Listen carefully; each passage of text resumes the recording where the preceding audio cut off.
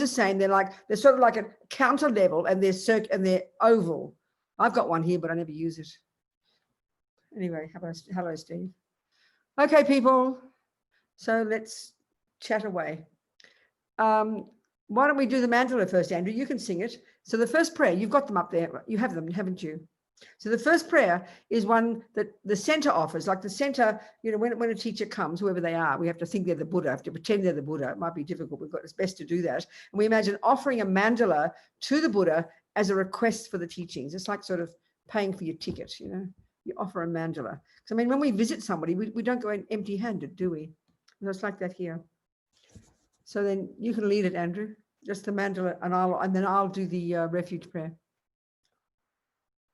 English, if you like, as you wish. Do you want to do English, Andrew? What do you want to do? English or Tibetan? This ground anointed with perfume, strewn with flowers, adorned with Mount Meru. Mount Meru, 4 continents. You go, you lead. 4 continents, the sun and the moon. I imagine this as a Buddha field and offer it. May all living beings enjoy this pure land. Idam Guru Ratna Mandala Kam Niryatayami. So now the next little prayer, I can lead it. And this one is, as always we start off, you know. The first 2 lines are for anybody who already identifies with being a Buddhist. We remind ourselves of our reliance on the Buddha and his teachings. And the second 2 lines are stating our motivation. We're sitting here together tonight and the next 2 nights to listen to these teachings, so we can develop our own amazing potential, so we can be of benefit to others.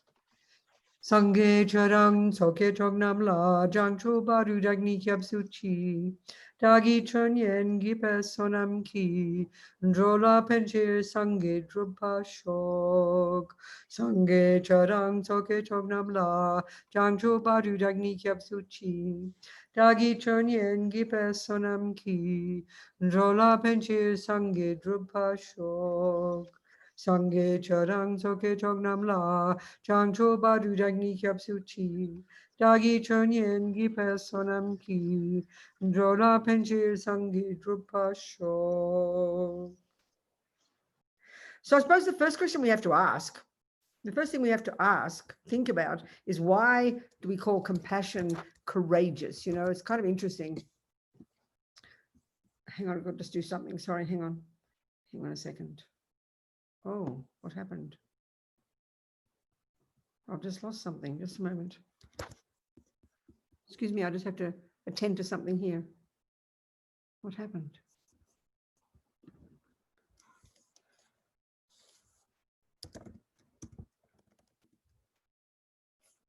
Okay. All right. Sorry, 1 second.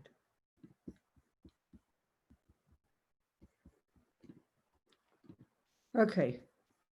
So I'd say the first thing we should discuss immediately, we should think, why courageous, you know? Because we wouldn't think of compassion as courageous. We think of compassion as soft, you know? And I think it's one of the commonest reasons people like going to a spiritual path. Certainly Buddhism, because we like the teachings about compassion. And if we meet someone like the Dalai Lama or any of these lamas, it's kind of one of the qualities that seems fairly evident is their compassion, which means their softness, their kindness, their good heart. So why courageous? Well, I think this is the point here, that when we understand the Bodhisattva path, the Bodhisattva path, the Mahayana path, in the framework of the entire path to enlightenment, which is, you know, as we know very well, the Tibetans call it, or Tsongkhapa, our 14th century lineage Lama calls it the Lam Rim, the graded path, the path to Buddhahood. When we understand the way that the teachings are framed, and then we understand that they're particularly because, you know, they're presented in an orderly way. And the orderly way, which is like any body of knowledge that you want to internalize, you know perfectly well the orderly way that a body of knowledge is internalized. If you want to learn it, is in terms of difficulty, simple and difficult. Well, we know very well the medieval phrase for the first level of practices, as Lama Zopa respectfully would say it, is the teachings and practices suitable to the disciple of the least capability, of the middle capability, and then the greatest capability. And then, so another way of framing all these teachings is the wisdom wing and the compassion wing. The Buddha says you need 2 wings, and I love this, and I repeat it continuously, and it's a perfect way of presenting all the teachings, again, all the path. So the first and second scopes of practice, and I like to call them junior school and high school, because they really resonate with us. We get it. When we say lowest scope, even though we know what it means if we studied, it still seems a bit weird, you know, but when we say junior school or high school, it's instantaneous. The meaning is evident, you know. So within this framework, the junior school and high school, the first and second scopes, that's the wisdom wing. And that's all the nuts and bolts of the Buddha's teachings about karma and the mind that you use yourself to help you understand your own suffering and get rid of it, you know, in the Four Noble Truths. And it's all about yourself. It's about you refraining from harming others because you don't want future suffering, and of learning to control your body, speech, and mind. This is, you know, this is the first stages of practice. Now, the point is, where does compassion fit in? Well, that's the great scope. That's the teachings and practices suitable to the disciple of the greatest capability. And that's where compassion fits. Now, that might sound surprising to us. That's university level. And that's really surprising to us, because I think the other point is, not only do we think of it as more advanced or more, certainly courageous, or often they call it fearless, and that's a surprise. What's also surprising is because it's more advanced. That doesn't make sense to us, because I think the other point is, when it comes to spiritual practice, we never think of it in a gradual way like this. We would never think there's junior school practices and high school practices. Well, sort of we might, but we don't really. If we read a book of the teachings, and we might read a bit about karma, read about the mind, we read about compassion, we wouldn't sort of immediately go, well, that's first scope, that's middle scope, or that's great scope, or that's the most advanced. We don't think like that, but we need to if we want to properly understand the Buddha's path to enlightenment, the way it's presented in the Lam Rim, and crucially, to understand compassion and why it is more advanced. Because the Buddha's view, simply speaking, because the Buddha, okay, what's compassion? Well, the definition of a compassion is it's a thought. It starts with a thought. And the thought is, when you see suffering, it's like you have empathy for it. I know sometimes people distinguish between empathy and compassion. I don't think in Buddhism you necessarily would, and that's fine, you can if you like. But compassion is you see someone suffering, and it's like you feel their pain, you feel their suffering, and you don't want them to suffer. You wish they don't suffer. That's compassion. Now that comes along with love.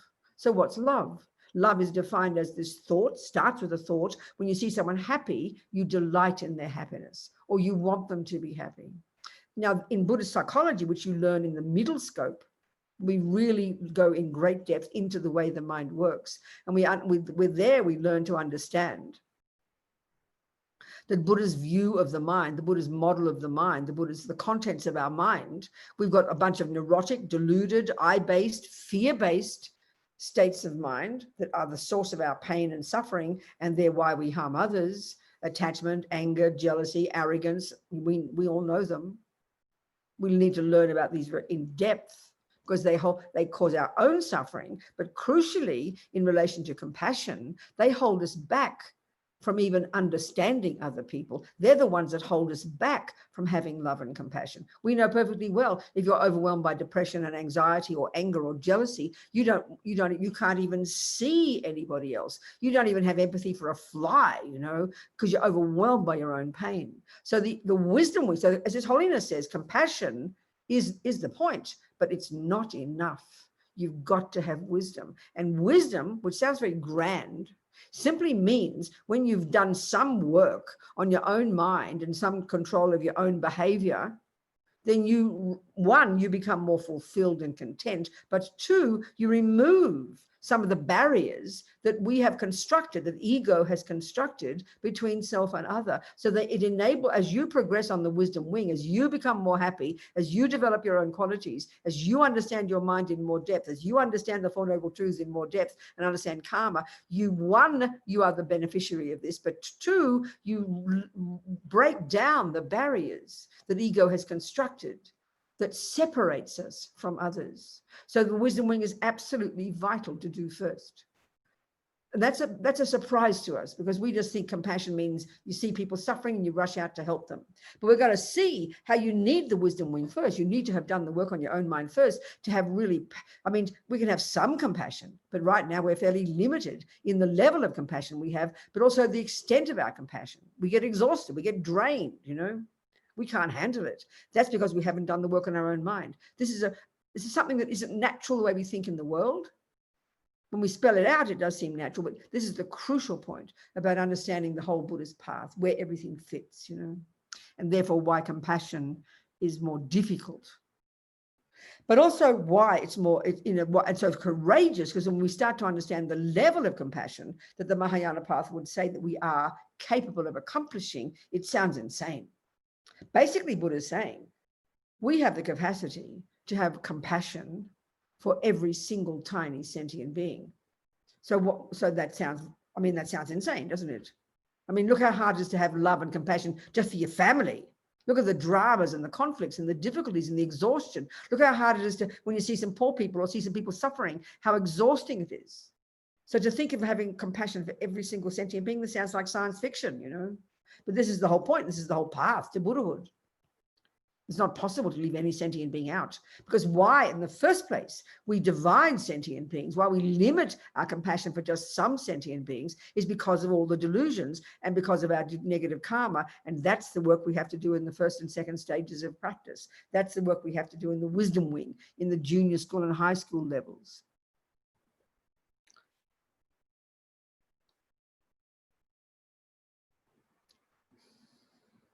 So, I mean, often it's so interesting. When I was in Santa Fe a few years ago, when Lama Zopa was here, I'm in Santa Fe right now. I remember Rinpoche said to me, because he asked me to teach. I tried to teach, do my best. And he said, when do you talk about compassion? Do you talk about bodhicitta? And I do, I do my best, but I kind of blurted out, oh, Rinpoche, it's too heavy. I can't cope. And I don't mean to say I don't like compassion, but I know it really is for me, I'd rather talk about emptiness any day. I think the wisdom teachings are much easier to handle. I think the compassion teachings, when you start to really understand what a bodhisattva is, when you start to read the literature and look at the level of bodhicitta and compassion that people have, it's it's outrageous, you know? It's outrageous. I mean, the whole idea of the bodhisattva path is that you literally never give up for countless eons of lifetimes, happily going from life to life to life, on your own path to Buddhahood. But you want to go from life to life. You want to keep coming back, even at some point where you don't need to be reborn, and we'll talk about this, but you only want to keep coming back, because what drives you to become a Buddha is this outrageous levels of compassion and love for sentient beings. I mean, that's just talk about courageous. I mean, it's so interesting because we often talk about all the religions, they're all the same. And indeed, there's love and compassion in all the religions. There's no question. And the secular, I mean, people who are secular people have love and compassion. There's no doubt. But we can all see, one particular experience I had was when I was in Kathmandu at our center there. A group of Lutherans came to our center in Kathmandu and wanted to know about Buddhism. So we had a nice talk about the differences between Christianity and Buddhism. Lovely people. And we're talking, one of the major differences, of course, is that, the goal of a Christian is to, and when you die, is to go to heaven and be there for eternity with God. There's no talk of reincarnation, although you could argue they mean reincarnation. Going to another place is like reincarnation, but they only talk about the two options, heaven or hell, So that's the goal of being a Christian. So I talked about, and we were discussing compassion, how it's the same and everything. But then I said the goal of a Buddhist, a Mahayana Buddhist, is to be born again and again and again, even when you're fully developed, even when you've become a Buddha, even when you don't need to come back. You only want to keep being reborn and manifesting in many bodies throughout many universes for the benefit of countless sentient beings. And this man, it was almost like funny. He laughed and he was shocked. He said, oh my God, no, I don't want that. I want to go to heaven with God. It sounded like torture, So it was interesting. I never thought of it like that. It was very surprising, and he wasn't criticizing. It was shocking to him to think that you'd even want to take that level of responsibility. He wants compassion, but excuse me, when I die, I want to go with God, please. Thank you very much. So if that's not courageous, I don't know what is. That's insane, Even as a concept, it's insane.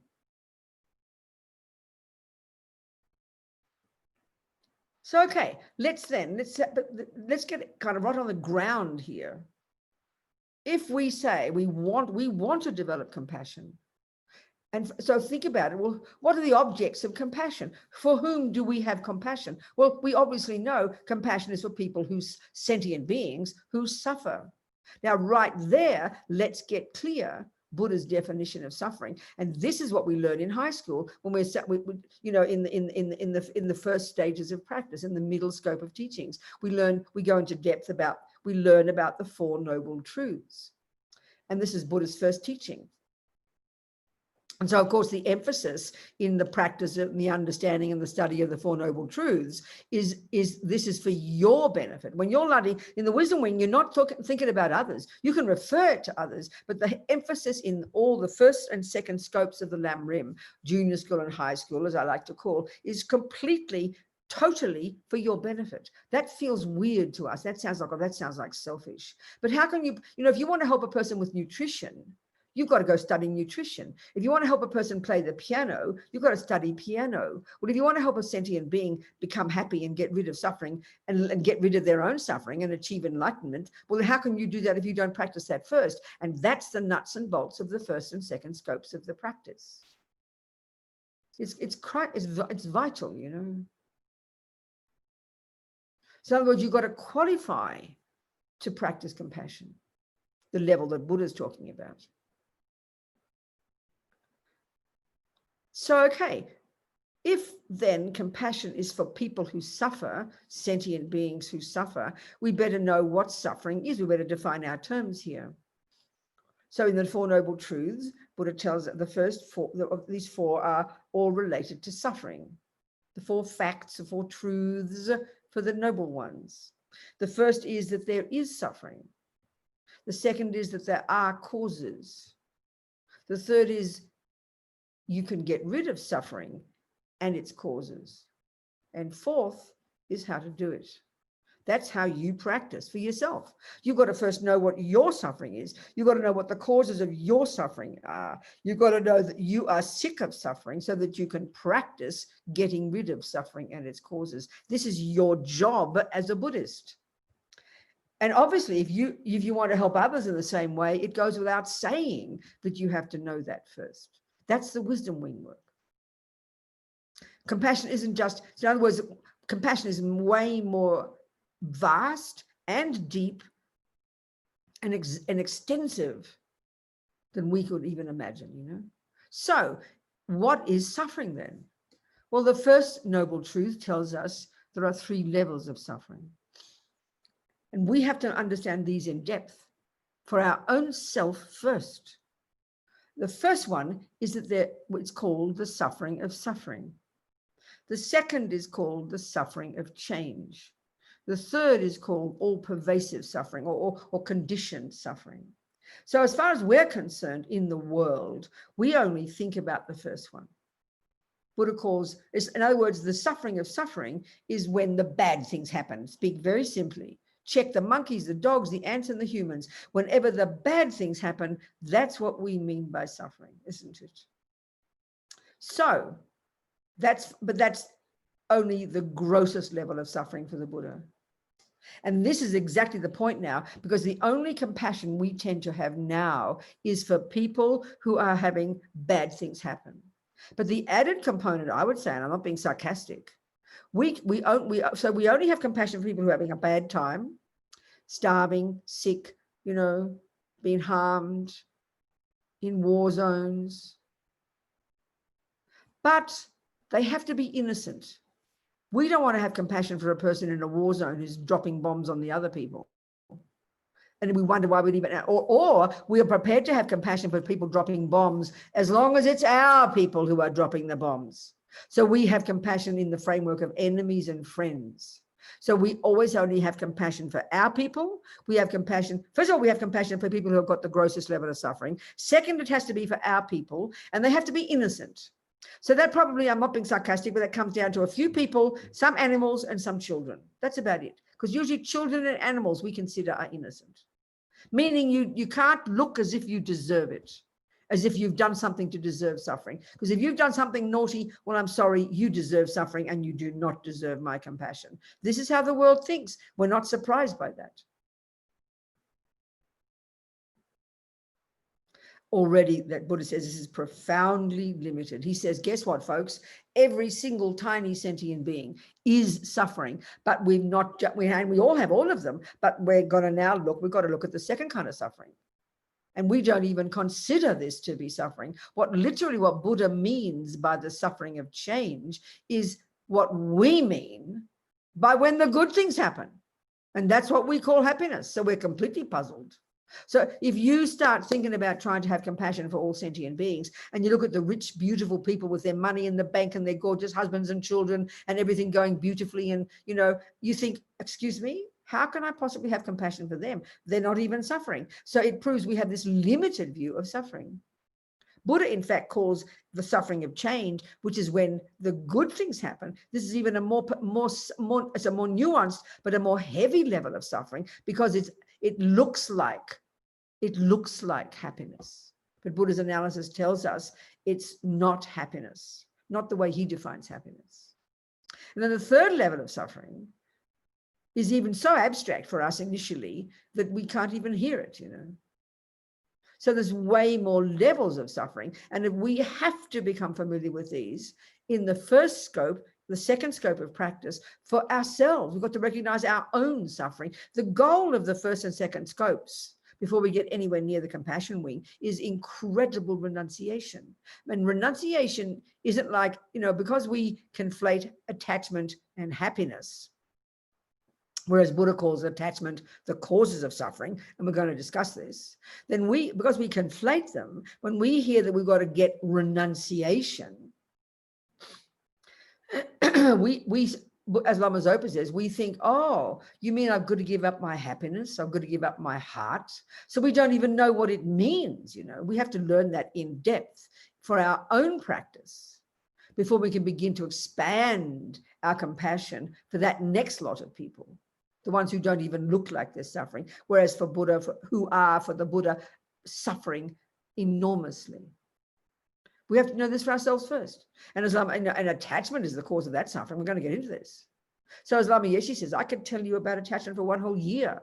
You'll never begin to understand it until we've gone deeply inside and really done the practice properly. This is what we learn. This is the nuts and bolts of Buddha's analysis of happiness and suffering, which we get in the wisdom wing in junior school and high school for ourselves first.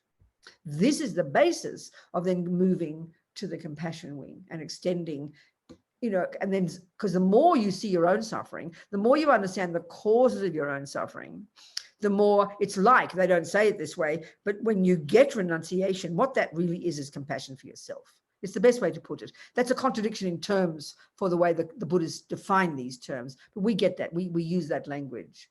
Meaning when you've got renunciation, you are fed up with your own suffering. You are sick of your rubbish. You're sick of the misery, and you want to get out of it. We've got to get that first. And then we, as we start to progress in that way, we look around and we go, oh my God, we're all in the same boat. Everybody's suffering. So let's look briefly then for this, because this is the basis of having compassion. What the causes of suffering, first what suffering is and what are the causes of it? This is the analysis, you know. So the first kind of, looking at the second of the Four Noble Truths, the causes, is very helpful in order to understand the first one.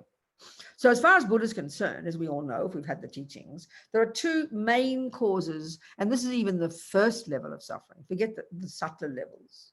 Like Andrew's my boyfriend and he's been mean to me. So the simplest example.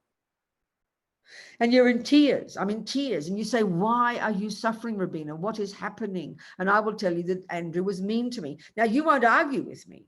You'll understand because why? Because we all take it as a given in the entire universe that the external world, people, events and things and the weather and the food and our parents and past events, they are the cause of my suffering. And indeed, they are also the cause of my happiness. And that is absolutely the philosophy of the universe. It's not even just being a materialist. I mean, it's just how we all think. It's that Buddha would call that the samsaric philosophy. We all live according to that because we've practiced that life, completely programmed with that philosophy. So it's intense to begin to even question those assumptions we have. This is the hardest part. Buddha's point is very simple then. There are two main causes of suffering, and neither is Andrew. He is a cause, but he's merely a secondary cause. This is beyond shocking to hear these words, but this is exactly what Buddha's saying. And this is not moralistic, this is technical. He's saying that, of course, Andrew is a part of my suffering. And when Andrew is kind to me, why are you happy, Robina? Oh, Andrew's so kind to me. So my happiness also comes from the outside. So, of course, he does play a role. There's no question. You can't argue with that. But he's not the main cause. That's the shocking part, but it's the simplest way to put it. So if we look in the second noble truth, what are the main causes of my moment of suffering? One is called karma, which is my past action, 47 lives ago, whatever, because this is the given here. We learn this in the first level of practice, that my mind, my consciousness, and Andrew's consciousness, which are not physical, did not begin in our mother's womb, are not the handiwork of a creator, are not the handiwork of mummy and daddy, are not the brain. They're connected to the brain. You can't argue. Our mind is intimately connected to the brain, is impacted by the brain, but itself is not the brain. So the fundamental point in all of Buddhist psychology, philosophy, metaphysics, that's assumed in the entire Buddhist worldview is that consciousness is not physical. So we've got that down in the wisdom wing. So then we start to look at the Four Noble Truths, and then I realized my past action 42 lives ago, whatever, of being mean to Andrew, that's the first cause, action, karma. But the crucial one, that what drove that action was a negative state of mind, such as anger. So the two main causes of my present moment of suffering are: one, an action that I did in the past; two, driven by, let's say, my anger. That dropped a seed into my mental bank vault, because that's what every single thing I think and do and say does. Nothing goes astray. Everything programs my mind. This we learn in junior school. So this is now ripening. I didn't pull the seed out, so now it just ripened as a moment of suffering coming from Andrew's, as a moment of unkindness from Andrew's mouth. And the logic of karma that we learn right back in junior school is if you get the results, if the flower comes up in the garden, you must have sown the seed. And if you sow the seed, it will ripen. So clearly, if it just ripened a moment of suffering or a moment of happiness, then I clearly caused it. So this is the nuts and bolts, the fundamental view that runs through the entirety of the Buddhist view of the universe, without which the whole Buddhist view would collapse into a heap of utter incoherent nonsense. It's not a joke. The view of karma, the law of cause and effect, that everything we think and do and say sow seeds in our mind that produce our happiness and suffering. In other words, like His Holiness the Dalai Lama says, we're like our own creator. It's a very shocking view, actually. It's utterly different from the Christian view in that sense that you create yourself. No, God creates me. And that your parents create you in the other one. No, they give you a body, how kind they are. They do not give you love. They do not give you compassion. They are a catalyst, but they're not the main cause. This is the point that Buddha's making. This we get in junior school and high school. And this is an absolute basis for understanding compassion. Because if you want to understand why all those people out there are suffering, instead of only having compassion for the dog and then having anger for the guy who kicked the dog, which is based on the philosophy of the dog being an innocent victim and the guy being naughty, that's the usual view of what you think suffering is and who caused it. That's why we have wars and divorces and murder each other. What do you think? The world's behavior is evident, is proof of the philosophy we have of what causes suffering. Other people. No, Buddha says. Yes, they play a role. Why do you think the Dalai Lama has been a happy guy for the last 70 years, even though he's living this nightmare with his people? Because he's got the view of karma. He doesn't say it much. He talks to Westerners in our view, he talks in our modern way. But it's completely implicit for any Buddhist, you know. And this is the basis for being able to have compassion. When you know that I begin to program, I begin to learn in the junior school level of practice that my experiences with Andrew, happy or suffering, I am the main cause of those. This is unbelievably empowering. We hear it as blame. There's no blame. There's no punishment and reward in Buddhism, because Buddha's not a punisher and Buddha's not a rewarder. He's not a creator. We do it to ourselves. This takes such time to hear, to internalize, because we are addicted to believing we are all innocent victims who didn't ask to get born. And frankly, I'm sorry to be rude, but if God really did make me, it's true, I didn't ask to get born. And if my mummy and daddy really did make me, then it's true, I did not ask to get born. So in a sense, I'm right to feel like a victim. I didn't ask to get born. It's such a great saying. Well, Buddha says, sorry, guys, you created yourself, so better look at yourself, not your mum and dad. So this is coming in the first level of practice. And this is the hardest one for us in the modern world. We kind of want to ignore it, you know? And most people who are Buddhists don't even want to think about it. They like to think about mindfulness. They like to look at their mind, but not the fundamental starting point of who we are and where we come from and why things happen. So it's pretty powerful. And this is the sound basis of sound compassion. So I always tell the story of, you know, when I was running the prison project, and Richard Gere in 2003 invited His Holiness to New York, and he invited a bunch of people, former prisoners who were doing Buddhism in meditation in prison, and then people like me who were working with people in prison. And he invited also 2 young Tibetan nuns who'd been tortured and, you know, and sexually abused in prison for several years in Tibet. And so the point of what I'm saying just here, it was clear from how they talked that they weren't angry. And it was clear they had compassion for their torturers. One of them said at the end, of course we had compassion for our torturers, because we know that we harmed them in the past, and because we know they will suffer in the future. So this is the basis of compassion. Karma is the basis of compassion, of vast, incredible compassion. So if you don't do karma in the wisdom wing, you have no idea how to have compassion. How can I have compassion for Mr. Trump, that will say? How can I have compassion for a pedophile? What are you talking about? Without understanding karma, there is no way to understand how you can have that level of compassion. Not possible. So you've got to have the wisdom wing first. So clear. We never think this.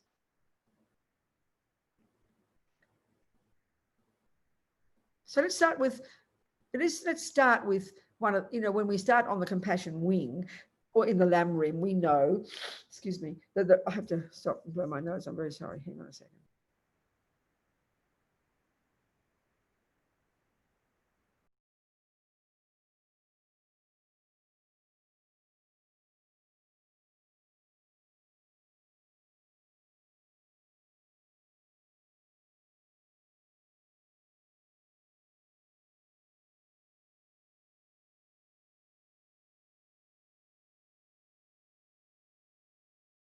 So in the Lamrim, we know when we start on the various meditation techniques and contemplations that are all presented in this very coherent, gradual way, there are 2 main methods for achieving bodhicitta. So the first stages of practice, the culmination of the first and second scopes is the achievement of renunciation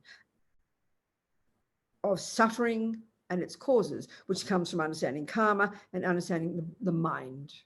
This is all the nuts and bolts of the practice we have to do.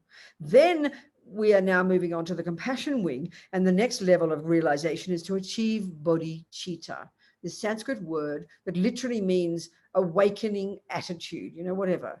But it's not compassion, it's the result of incredible compassion. That's the next stage of realizations, the next level of practice. So here in the text, there are 2 main techniques. One's called the 6 causes and 1 result, or the 7-point something. And the other one is called exchanging self for others. It's the more radical approach to achieving bodhicitta, which of course is the favorite of all the Tibetans, you know. And within that framework, there's all those practices we refer to as, you know, as Tonglen, transforming problems into happiness. We learn about the 8 worldly dharmas, all of this. We're going to discuss all of this, okay?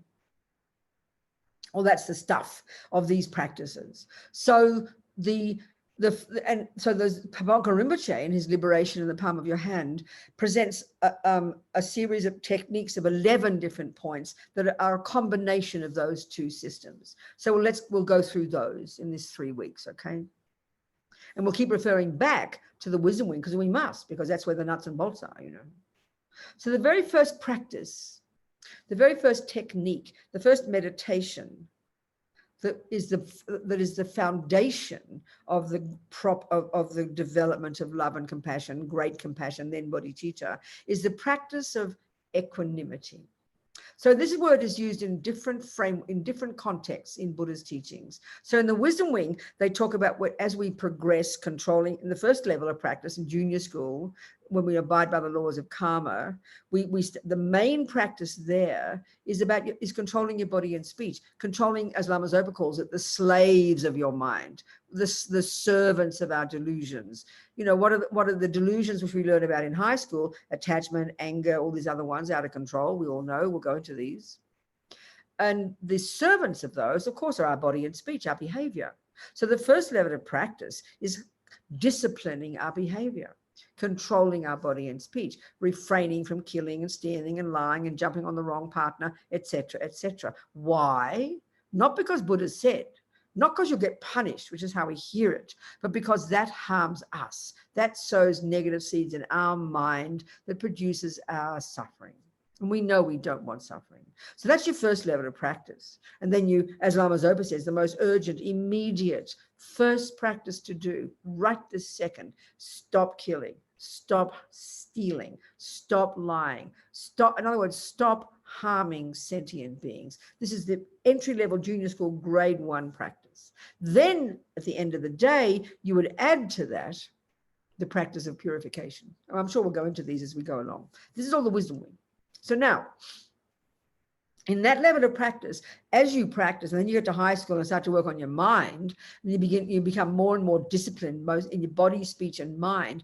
Well, one of the consequences of this practice for you is that you become more stable internally. You develop equanimity. So the equanimity here, at that level, is related to your mind being more stable. You're more equal within yourself. This is crucial, and this is an inevitable result of practice, and like the proof of the pudding, you know, because right now, driven by attachment and anger and jealousy and depression, we're up and down like, well, I mean, I'm not joking when I say we all have kind of 100 mini bipolar episodes a day, up and down like yo-yos, you know, utterly out of control. But you get more equanimity in yourself, therefore more fulfillment, therefore more happiness, therefore more contentment. That's the result of renunciation. You don't just become boring and give up everything. You become more joyful and therefore more equanimity. But here, the equanimity in the bodhisattva path is different. It's what it is, and this is the foundation practice in the compassion wing. The actual foundation of the sound development of all that, you know, love, compassion, and then great compassion, and then bodhicitta. So this equanimity, once you've got it, of course, once you've accomplished it, what it is, essentially, is this heartfelt recognition that friend, enemy, and stranger, and on this planet, there is no fourth category. This is very interesting when we see this. We'll discuss it. That friend, enemy, and stranger are equal to each other from one point of view. The heartfelt recognition that friend, enemy, and stranger are equal to each other from one point of view. They want to be happy and they do not want to suffer. Now, it's like a technical thing. Now, first of all, you're only going to get that clear for yourself in the wisdom wing and compassion wing. You've got to be driven by the wish to not suffer, and you've got to be driven by the wish to want to be happy. So, but our trouble again, when we think in the modern world, we hear about this, it sounds to us like it's selfish, but we just don't understand. It's nothing to do with selfish. It's absolutely necessary and fundamental to develop yourself for you to be sick of suffering. So you will then want to find the causes, so you can do the inner work of getting the hell out of suffering. Then you've got some enthusiasm. You can't just skip it over. It's not possible. But we're even so gross in our understanding of compassion or suffering that we say, oh, I'm not suffering. No, I'm not suffering. Look at all the people out there, because we've got a limited view of suffering. We haven't looked into our own mind. We haven't properly understood Buddha's teachings. So the equanimity here is this heartfelt recognition. Of course, one has to practice it. And we're going to discuss this tonight. This will be our main thing tonight, you know. the heartfelt recognition, the actual awareness, the genuine knowledge from your heart that all the gorgeous ones whom you call your friends, and who are they? The objects of your attachment. Then the ones you can't stand, who you don't like, and there's lots of them. And then that's the enemy. We mightn't use that word, but it's a good label for the objects of our aversion. And the third category, the objects of our indifference. And who are they? They're called strangers. So what is a friend? By definition here, a friend is an object of our attachment. By definition, an enemy is an object of our aversion. And by definition, a stranger is the object of our indifference. Now, if we even hear these words, that will revert us right back to high school, where we studied the mind in depth, and this is where we learned to become, it's in high school, you actually, in the middle scope, that's when you actually become a Buddhist. The first level of practice is having good ethics. That's shared by good communists and good Muslims. That's nothing special. But the second level of practice, where you really become a Buddhist, where you start to study Buddhist psychology, where you learn to become intimately familiar with your own mind. This is the job of actually applying Buddha's unique approach to understanding suffering and its causes. This is the real work starts to happen, you know. And we'll learn there very clearly about the three poisons, about the Buddha's view of the mind, the contents of our mind. He talks about 84,000 distinctly different neurotic states of mind, but luckily they all subsume down to these three. They're subsumed into the three poisons, the three toxic emotions: attachment, aversion, and ignorance. And without understanding this in the middle scope, it is not possible to begin to comprehend other people. It's just not possible to understand other people, enemies and friends and strangers. It's just not possible, because the three poisons, the three toxic emotions, which when we do become familiar with them, is the source of our own practice, actual practice. This is like profound, knowing our own mind intimately, because these run in our mind all the time. So when we've got that down from high school, then we look around, and now we're looking at the three poisons. But in this sense, in this case, we're looking at the sentient beings as the object of these three.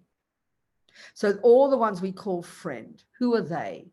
They're the ones we have a connection with from the past, and we have attachment. So what is attachment? As we learn in high school, is this deluded state of mind that exaggerates the deliciousness of, in this case, a person, your beautiful child, your beloved boyfriend, whoever it is you've got attachment for at the moment.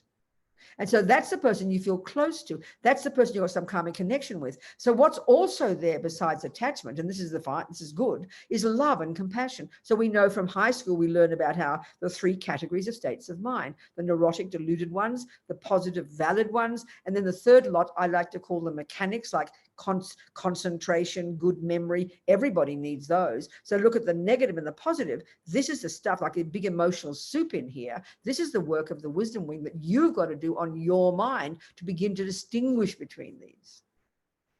So we do have love and we do have compassion right now, no question. But who are they for? Only the first category, pretty much, the friends. And we take that as totally normal.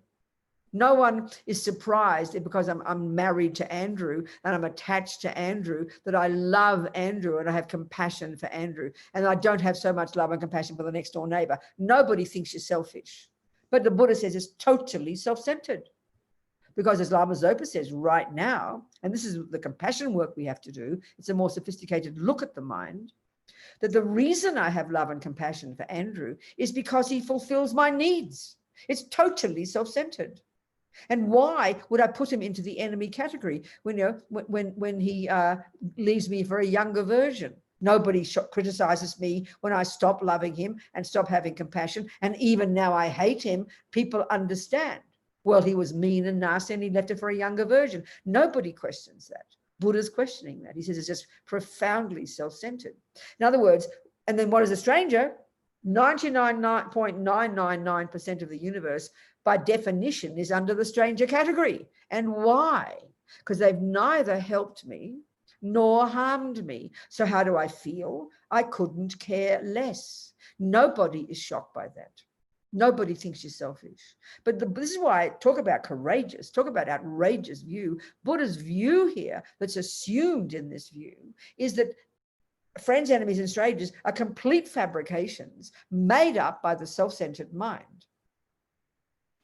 And perpetuating those causes us this nightmarish suffering. So we've got to cut beyond those. But this is kind of, even itself is shocking to hear this. It's shocking to hear this. But this is what we're looking at here. We're learning to deconstruct these misconceptions in the mind in relation to sentient beings and get to see in this first meditation and the methods it's first to see to eventually come to the conclusion, to get the realization, as I said, the heartfelt recognition that these three people who for us now are completely different. One is divine, one we can't even stand to look at, and the third one we can't even be bothered looking. They could all drop dead, the strangers, isn't it?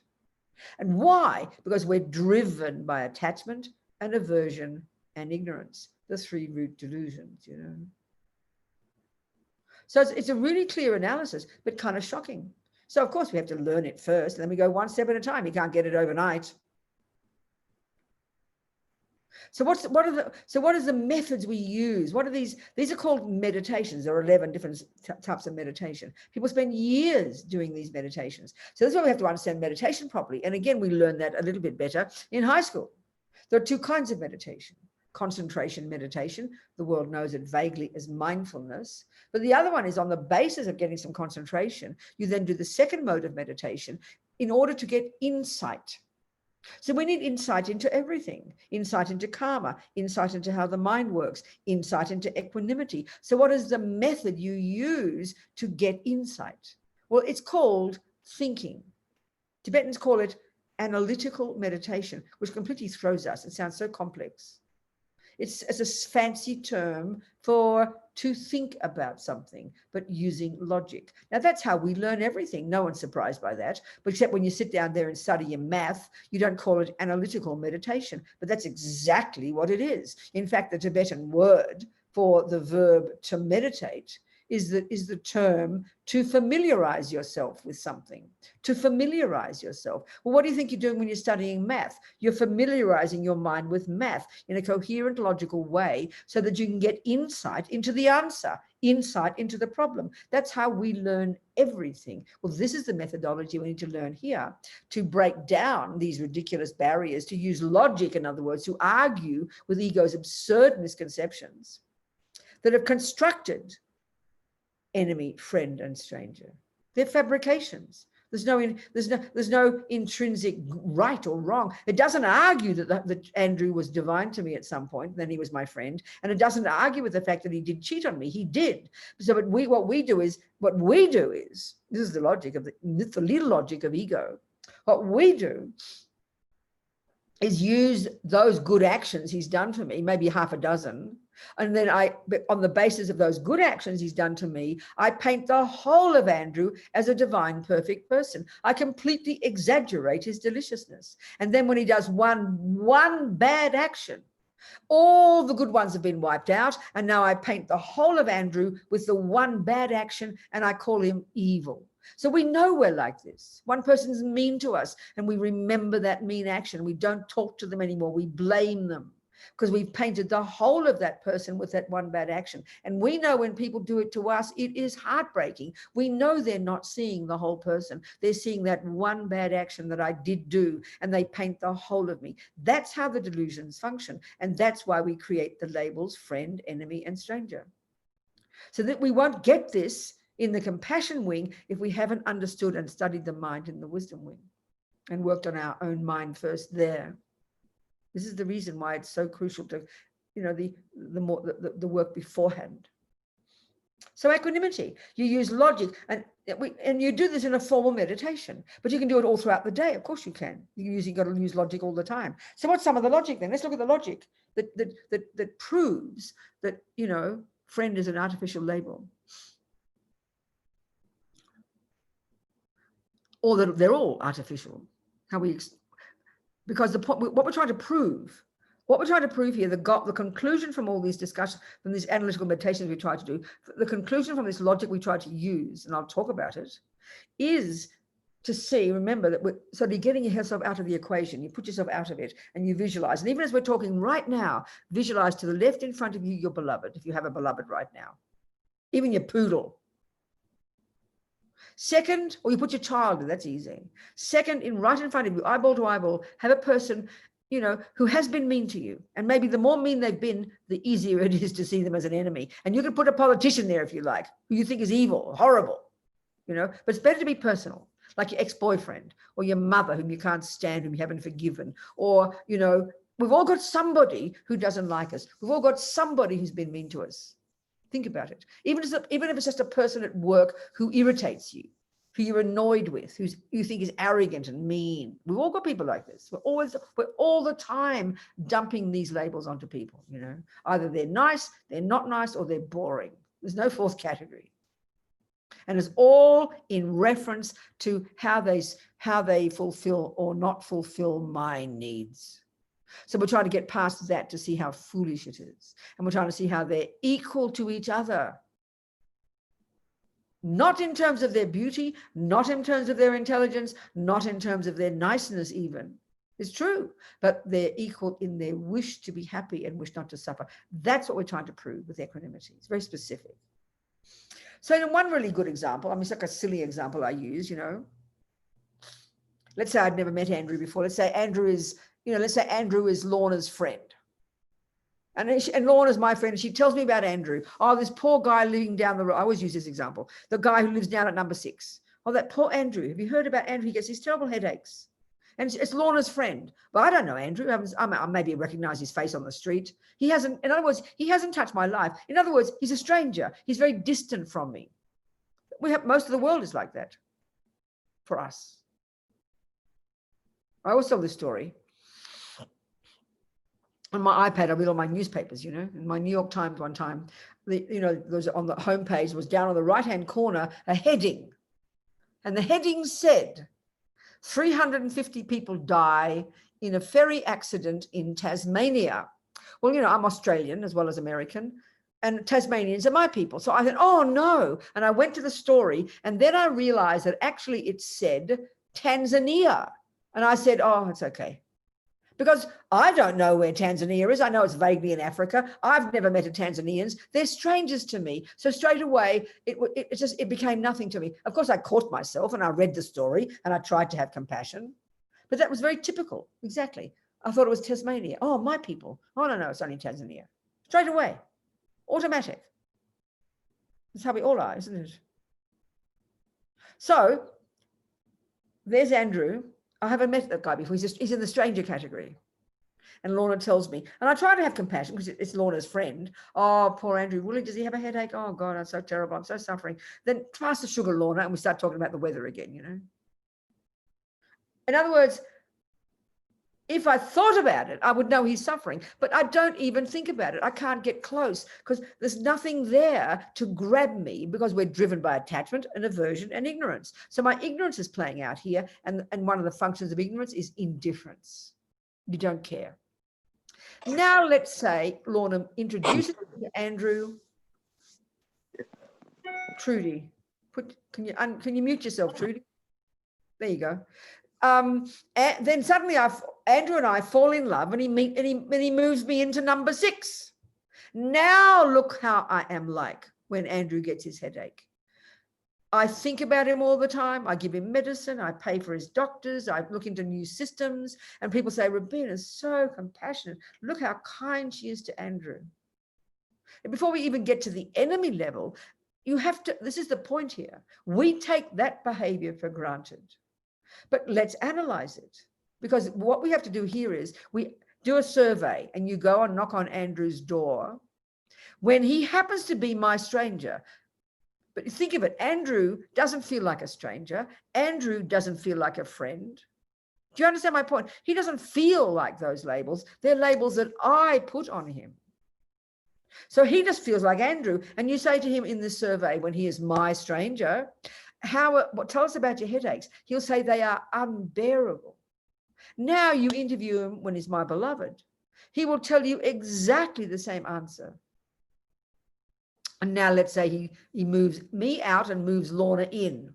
Now he's in the enemy category. And now I hear about his headaches and I hope he suffers. Don't I? Think about it.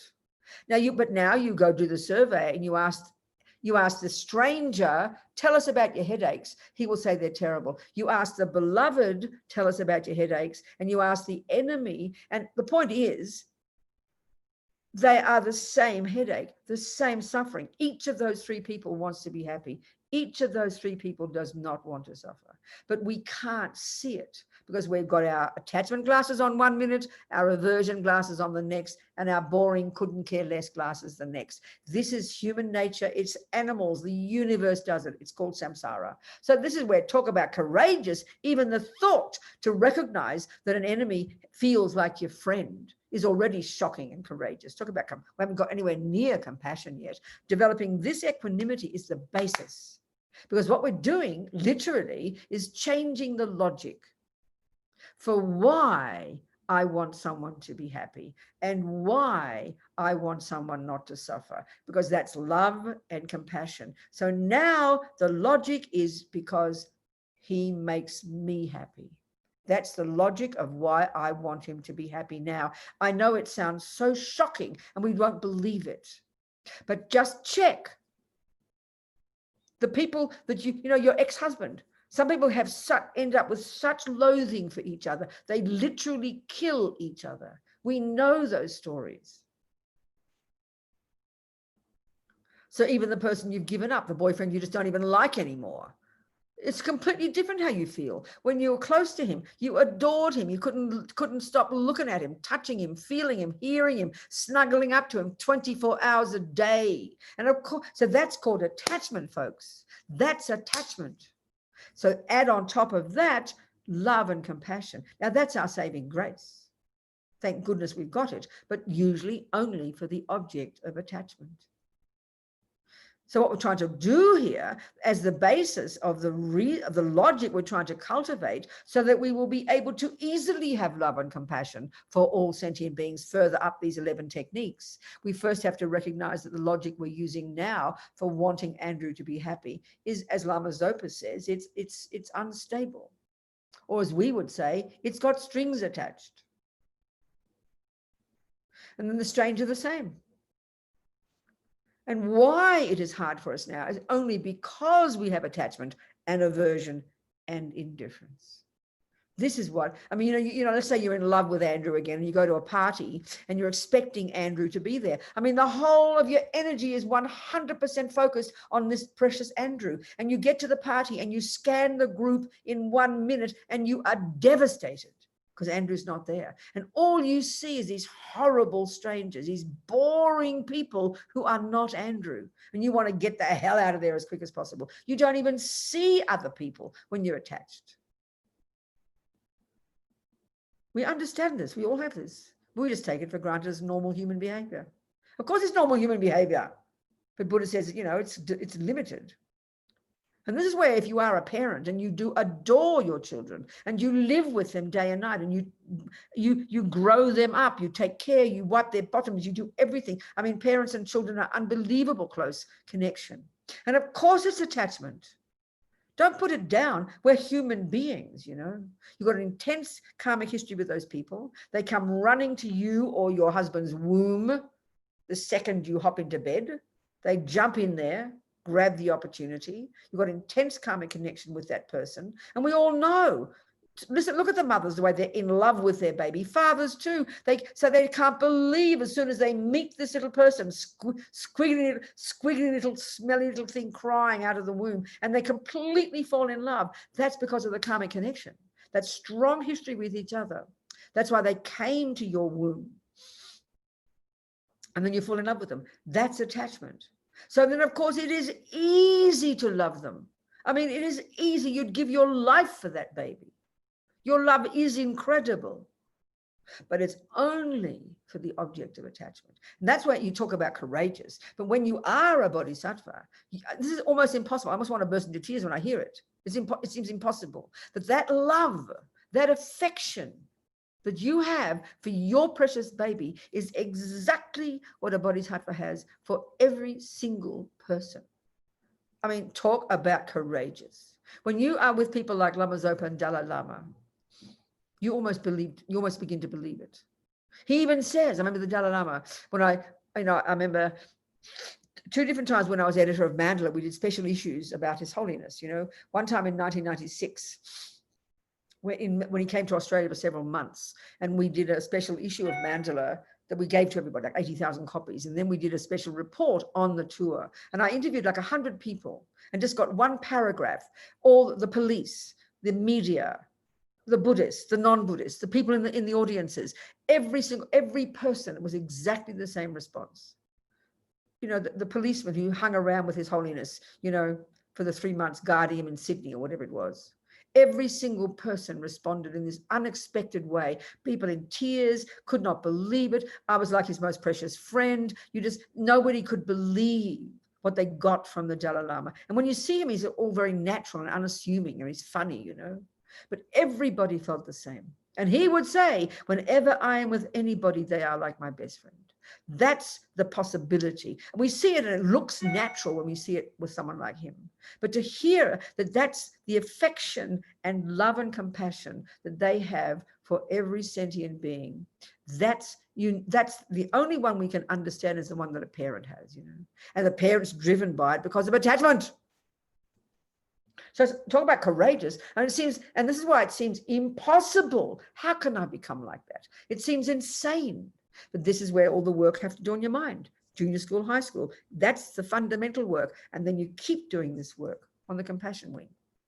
See, one of our problems too in the West is when we think about developing compassion, meditating on compassion, we think of it as like a one-off event. You sit down, you visualize somebody, and you have a welling up of compassion, and you have tears. Oh, I had a very special meditation this morning. I felt so much compassion for people. And we think of it as a one-off thing.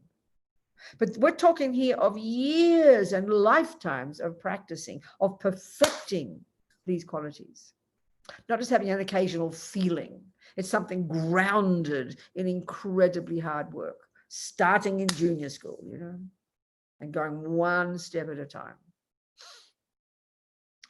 So even now, I mean, I've been a student of Lama Zopa Lama Yeshe, His Holiness, all these people, all these years. You still can't believe that they can have that affection for you. We literally can't believe it, It doesn't seem possible. First of all, because we have low self-esteem. We don't think anybody can love us that much. Maybe we think our mummy loved us that much. But we can't believe that's a possibility. Oh, yeah, they say it in all the texts, the bodhisattvas, blah, blah, blah. But, and you're sitting in front of your Lama. It's hard to believe that they have this incredible love and affection for you and only want what is best for you. And they think of you day and night. This is impossible to believe, isn't it? But this is what they're talking, Talk about courageous. Talk about outrageous. So that's why it's so moving to read the literature about bodhisattvas and what qualities they've got. It's like science fiction. It's like hard to believe it's possible. But this is what Buddha's saying. It's possible. Every one of us has this. So we start where we are, go one step at a time, So any questions before I continue? 10 past 8 for you people in California, 10 past 9 for me in Santa Fe. Any questions? Don't have to have, I'm just curious if you have. Happy to answer. If not, I'll continue. All right, I'll continue. Yes, who's there? Vanessa, darling, talk to me. Good to you, sweetheart, talk to me. Okay, so you mentioned like the causes of suffering or happiness, like it's attachment. And so, when dealing with death, because I'm kind of anticipating that in my family, is when someone mourns for death, is it like a severe, pretty form of attachment? A good question. Let's analyze it, Vanessa. Absolutely. See, this is the thing that really, as we, from hearing the teachings, that, and I'm always emphasizing this because it's so crucial, is that there's this in the mind, there are these, from the Buddhist analysis, there's this clear distinction between the neurotic states of mind and the valid ones, the virtuous ones. We know there's a difference between anger and love. We can see it, but we sort of tend to feel in our culture, and this is reinforced by our psychology and enforced by our neuroscience, that anger and love are like normal parts of a normal person. We don't have the view that Buddha has, that anger is an adventitious state of mind. It's an embellishment, it's an exaggeration, it's a distorted state of mind. It is not valid, it has no basis in reality, and it can be removed from the mind utterly. This is Buddha's fundamental finding. The word Buddha itself, I always quote this, the end result of this entire path to enlightenment is you graduate as a Buddha. Buddha, the etymology of that word, Buddha, implies the utter eradication from your mind of all the neuroses, ego grasping, the root delusion, attachment, aversion, and all the other 83,997 nonsense, you know. This is a very shocking concept. Not only that, but da, the second syllable, implies the development to perfection of everything else. Intelligence, love, compassion. For the Buddha are at the core of our being. They are who we are, finally. They are what define us. This is not the view we have in neuroscience. This is not the view we have in psychology. So it takes us time to hear it. But we've got to understand it if we like Buddhism, if we're trying to practice. So, therefore, Vanessa, and you know, if I've got a baby, I don't have a baby, but never mind. If I always joke and say if I had a baby, it'd be a dead baby, because my anger would take over from my love, but never mind, I'm just joking. But if you've got a baby and it's your baby, strong karmic connection comes to your womb, and you know, got good karma with each other, and there's incredible attachment for that baby, which makes the baby, which is why you think about the baby all the time, which is just as well. And then you have love for that baby. Love is the separate thing. Love is on top. Love doesn't come naturally with attachment. We assume it does. It does not. We know we hear about lots of mothers or fathers who don't have attachment for their baby. Think about this. They just don't have much attachment. This baby comes into their life and there's no connection. We find that very shocking. We almost find that, you know, sacrilegious. We've got this holy idea that mothers just naturally love their babies. It's a load of rubbish. Many mothers are so, you know, don't much have attachment. And therefore there's not much love. And if they do try to love their baby, look how hard it is to have love and affection for somebody you're not attached to. This is the thing we have to recognize. So when your beloved baby dies, or your beloved husband, or your beloved child, or your beloved father, whoever you're really attached to, for whom you do have bucket loads of love and compassion, they're the virtues, Vanessa. But the attachment one is the cause of all the problems. So if you can imagine a person like His Holiness who doesn't have attachment or aversion, when he talks about his mummy dying, sometimes he's in tears, but in a minute he's laughing again. Because when you've got no attachment, if we can conceptualize that as a high being, you've got a connection. His mother's got a strong karmic connection with him, but he has no attachment because he doesn't have delusions, but he has incredible love and a connection and a sense of responsibility for his mummy. So when his mummy died and he's in tears, he's not suffering what we would call grief. Not possible. And I'll discuss this in a second, because he doesn't have attachment. There's no feeling of, there's none of that sort of the suffering we have now that's really suffering, and some people never get over it, is because of attachment. So when we think that there's no attachment, we then think, well, you don't care. No, that's nihilistic. But he would just cry because he was remembering his mother's wonderful qualities, you know, but he wouldn't have been suffering. And this is another interesting point. The meaning of suffering in Buddhism can only come from delusions. If you've got virtue and love and compassion, you can still be in tears, but that's not suffering. That's compassion, and compassion is not suffering. Suffering is a function of delusions. So we have to analyze even the word grief then. So my feeling is the word grief, I don't know if there's an equivalent in Tibetan or Sanskrit, but grief is a mixture of love and attachment. And if attachment is the main one, I remember one man I met one time whose partner had died 5 years before.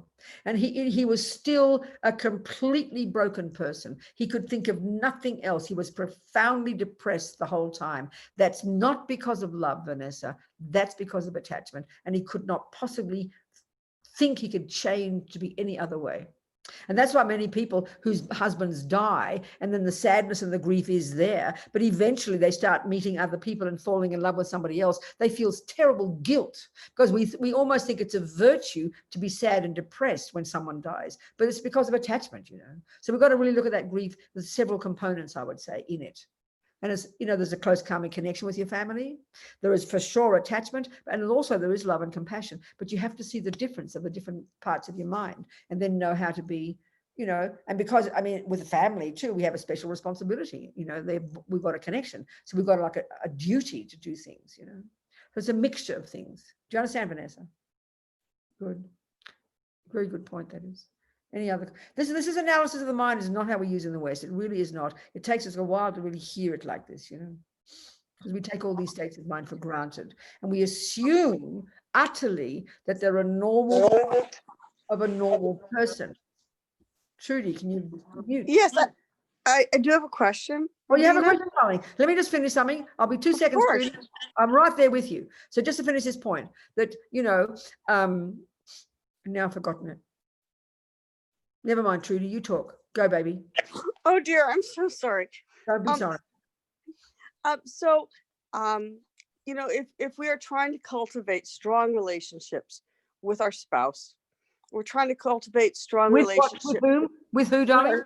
with our spouse, Oh, okay. You mean strong meaning what? You mean positive, good, positive virtuous? and close and intimate and supportive. Yes. And we want them to be that person. They're our person. You know, we're going to have their back. They're going to have ours. We're going to be partners in this life. And for our children also, we want to be strong and supportive participants. How do we reconcile that with also not having the strong attachment that's unhealthy attachment? That's what I'm talking about. The whole talk, darling. This is the whole. This is the Buddhist practice. This is the Buddhist path. This is why I'm stressing here that our first level of practice is to begin to control our body, speech, and mind, and learn to know our own minds intimately. As Lama Yeshe puts it, we have to learn to be our own therapist, Trudy. And this is where, in our practice, we have to learn Buddhist psychological model, which is so precise and so clear and quite different from the materialist model. We have to become intimately familiar with it. It's like a new way of seeing our mind. And that means that major job there is to learn to distinguish between attachment and love, to distinguish between anger and compassion.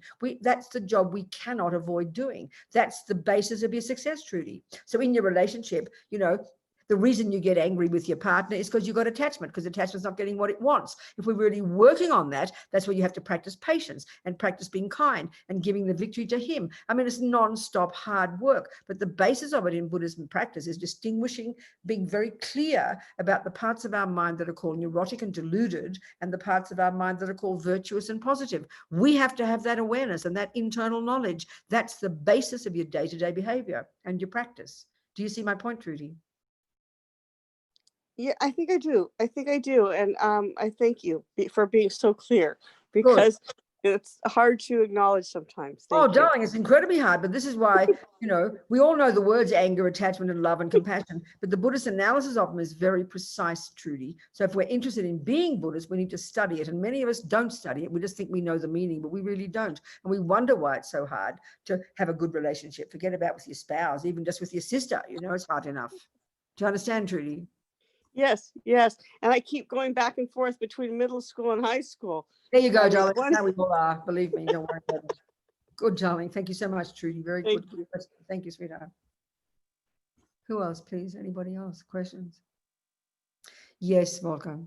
Venerable Robina, you said something very important, is giving the victory to the other person. Yeah. How can you do this? Because unfortunately, most of the time I'm right. Of course, that's right. I know exactly, Wolfgang. I know that. I feel the same. I'm always right.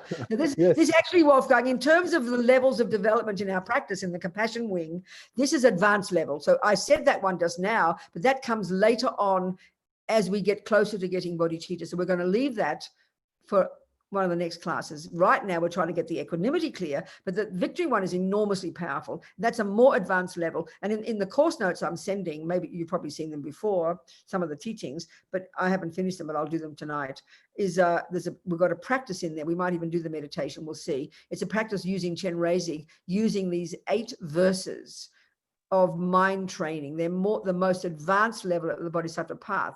Then this is where one of the practices is giving the victory. So it's a really intense one. So we'll get there eventually. But we've got to I know the 8 verses. That's why I'm asking. That's why I'm asking. But I cannot apply them. I don't know how to apply them. No, I know that. I understand. I understand, Wolfgang. I understand exactly. No, I understand exactly. But we'll go there. We'll go there. We will go there eventually. But this is the groundwork. We'll go there eventually. We'll discuss it. Okay, thank you. Good point. Thank you so much. What else, people? Anybody else have a question?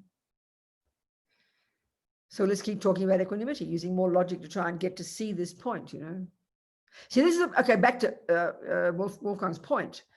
We could argue, we all know what you say. We all know what you mean when we are right. And even, you see, even the fact is, Wolfgang, with this giving the victory, even when you are right, it is easy to do it, but it can't be done until we've done this earlier work. So if we don't really have the equanimity, if we're not really convinced that the enemy wants to be happy just like my beloved, and that the boring stranger wants to be happy just like beloved, if we don't even get that one clear, we don't have a sound basis for the more advanced practices, Wolfgang. That's the point. So even if we can just get equanimity, it's already profound.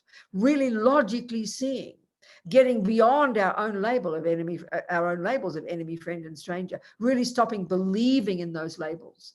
And this is, so I would rather talk about here, because I know you're a father, that a very profound practice just in terms of equanimity, forget about giving the victory, which is advanced, but this one is hard enough. So you think yourself, you know, you adore your children. I presume you adore your children. They're your life. They live you every day. You know them, you see them grow up. You have attachment for them, but you have love. You discipline them. You have compassion for them. You know their minds. So they completely preoccupy you. So let's just say you've got a son, or you've got sons and daughters, haven't you? 4 boys. 4 boys, no girls yet. Yep. No girls. Any girls coming, or you think you've finished your job? It's in the hand of God. Oh, is it? There is no God. Sorry. So He's not even sure he's a Christian. Wolfgang, it's in the hand of karma, darling. If there's a person out there who needs your wife's womb, they will find her womb, I promise. Okay, never mind. But let's just say one of your boys whom you adore is playing with the kid next door, and you can't stand this kid. He's mean and arrogant and nasty, and he picks his nose, and you have real aversion for him. So then you check this. This is a very simple way you would actually apply equanimity in daily life. So the conclusion for you, okay, you watch, because maybe this kid is really mean, so you got to be careful he doesn't hurt your son or himself. But in your mind, when you observe your attachment and your affection for your own boy, and and sort of this aversion for this other kid, you straight away, this is how you apply equanimity in daily life, not just as a theory. You'd say to yourself, well, excuse me, Wolfgang, that boy next door, even he might be mean. It's no argument, but he's in his heart, he only wants happiness and doesn't want suffering, exactly like my beloved boy. That's how you start to prove equanimity for yourself. So one of the consequences of this, if we try to practice it every day, is you start to actually see this person more as a human being, not as just some smelly kid who's being mean to your beloved. And that's how, and this is just equanimity. It's a profound practice to do every minute of the day. If you're in a shop and there's a line of people, and a person who is your beloved friend comes in, you'll quickly put them in front of you in the line. But if a stranger, a person tries to barge in, some mean person, you have complete aversion to them. But they feel the same urgency, the same wish to get first, exactly like your beloved friend. So the equanimity is profound. Try to get some equanimity, and then slowly, the others will become more easy, one step at a time. Equanimity itself is incredible practice. It means checking to see that my instinctive response to a stranger, boring, my instinctive response to a horrible person, aversion, and my instinctive response to a beloved, attachment, they're artificial. They paint a false picture of those three people. Now, you don't become nihilistic and think, oh, well, the enemy, the friend, and the stranger are just the same. Then I might as well bring home the ugly boy next door and give my kid to the next door neighbor. No, you've got karma with your children. You have got a connection with your children. You nurture that. But in other words, the key point is you gradually start to want your beloveds to be happy, not because they're your children, not because they're gorgeous, but because they want to be happy. That's the logic we're trying to prove here. We're trying to shift the logic from, of course I want my beloved children to be happy because they're my children or because they're divine. No, you want them to be happy because they want to be happy. And we all know from good parents, when you like some parents who are completely addicted to their children, who aren't good parents, who are completely full of attachment, they manipulate every single thing their children do because they believe it's an extension of them. And if a child dares to make any decision that the parent doesn't agree with, then they will reject the child. That's because of attachment. But the parent who is able to say when that daughter marries a bloke that they don't like much, sweetheart, whatever makes you happy, that's love, because it's what makes them happy. We know these words, and that's what we're trying to cultivate. So we're trying to shift the reason we love somebody from because they make us happy or because it's my child or because they're gorgeous. No, that's attachment. We're trying to want them to be happy because they want to be happy. That's what we're trying to do here. And we're gradually extending that to every being. That's how you practice equanimity every day. It's very precise. We get very wishy-washy and kind of put all these into kind of, we sort of think of it as all very vague, but they're really quite precise, different states of mind, each level, Anyway, what else? Thank you very much. Oh, good, Tom. Thank you so much. What else, people? What other questions? The questions are very helpful. Okay, so let me say it again. Equanimity, because we get confused. We just think, oh, equanimity means they're all equal. No, I'm not saying that at all. It's too wishy-washy. And again, the logic of equanimity. So right now we think of the people we do love. Love meaning have affection for. We're not discussing attachment now. Attachment's there as a basis.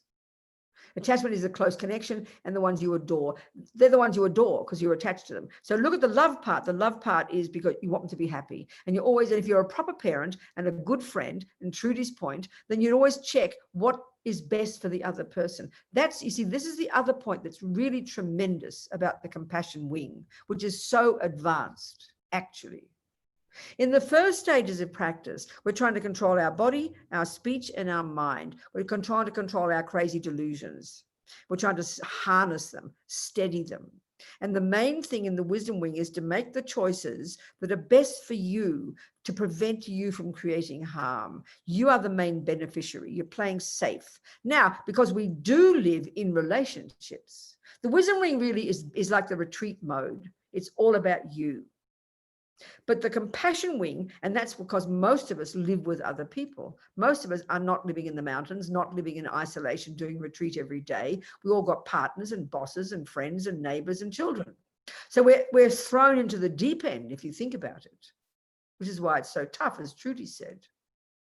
So the compassion wing, so if, Trudy's point about her partner, she's got to first know her own mind well. She's got to know her own needs, her own attachment, her own jealousy, her own anger, and then watch that like a hawk when she's around her partner.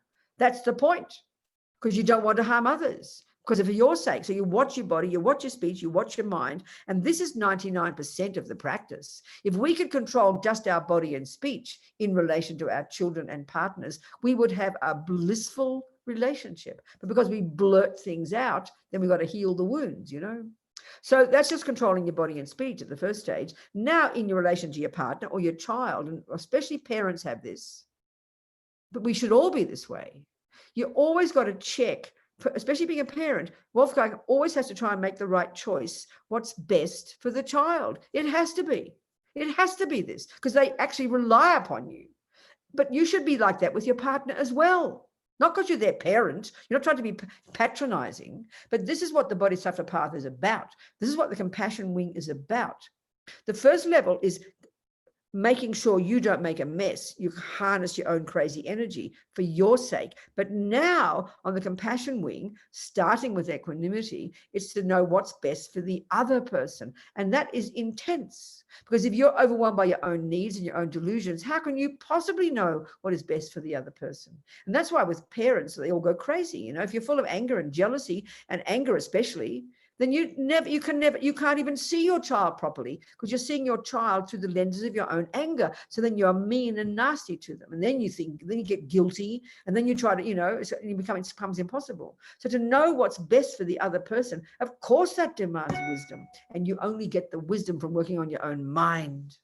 This is the point, So it's intense, the compassion wing. And how people can live in families of 5 and 6 people all day, every day, I do not know how you do it without killing each other, quite frankly. Which is why, because most of us aren't going to be serious meditators in retreat, you need to take time off. Not just to give yourself a break, but to do some inner work. You need to do this. But we don't realize this in our culture.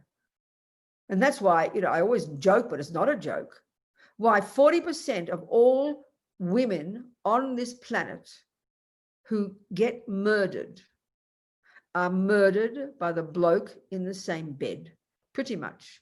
That says everything. This is not about feminism.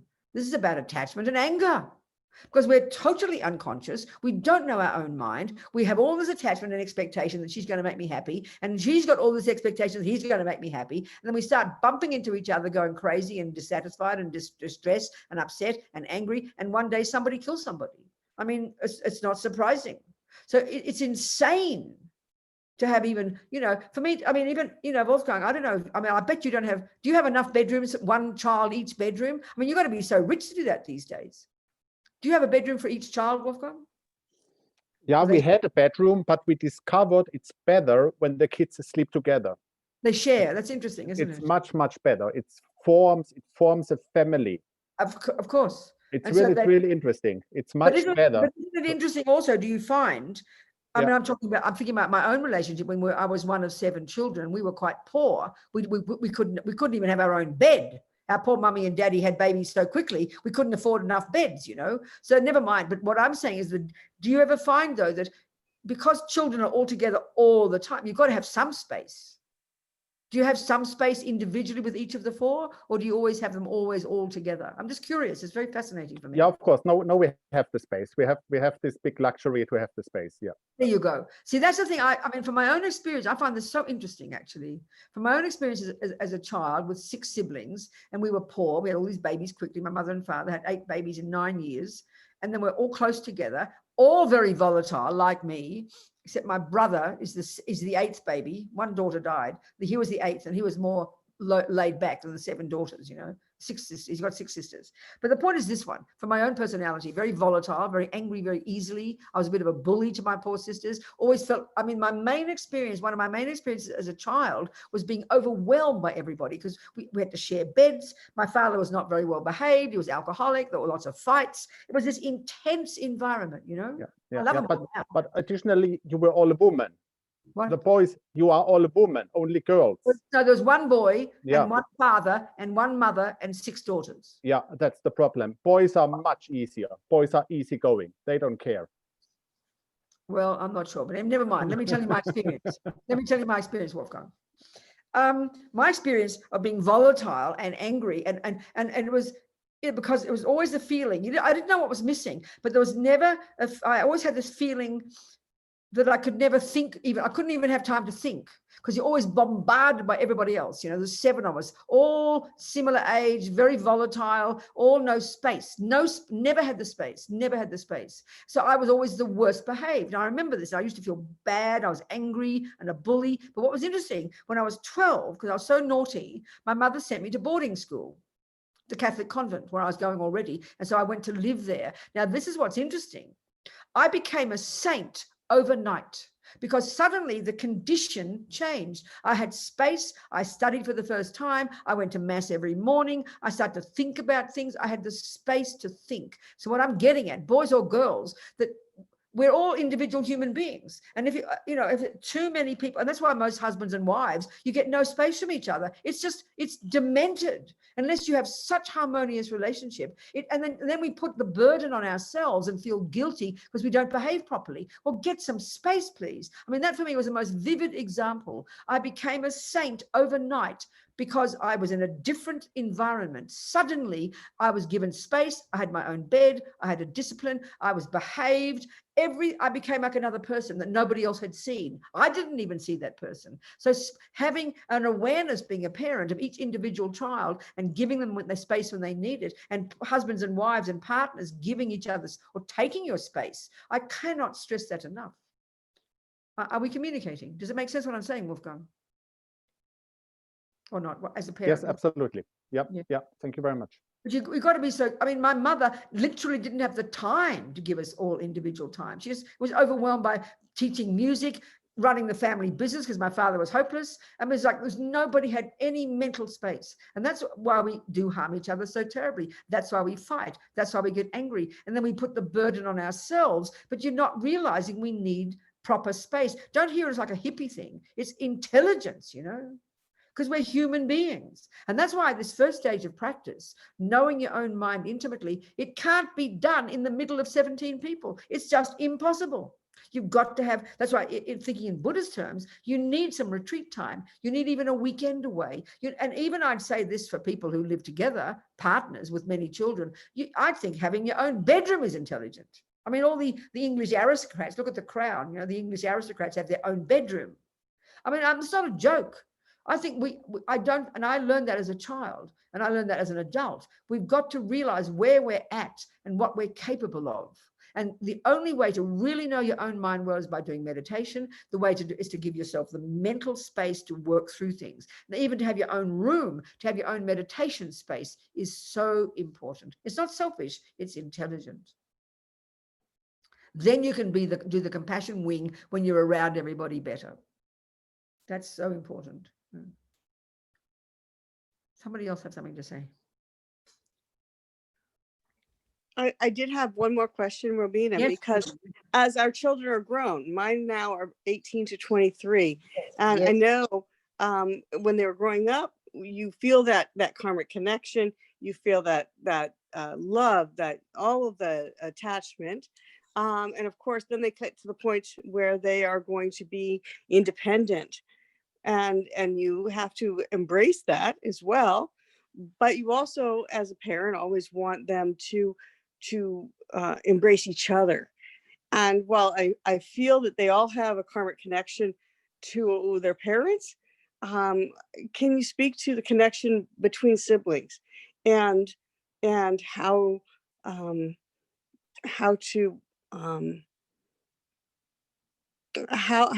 is that connected in the Dharma? I understand, darling. I understand, Trudy. It's very interesting. That's where if we take the Buddhist view of karma, it can't be a denied. From the Buddhist perspective, it's a really important one to factor in, So, and what that means is we can see with some siblings, there is an incredible closeness. They think similarly. They love to see each other every day. They talk all the time, and they spend their lives being close. And we can see with many other siblings, there's literally as if they're strangers, and people say that. So you can't. The thing is, Trudy, then you can't force that closeness. So if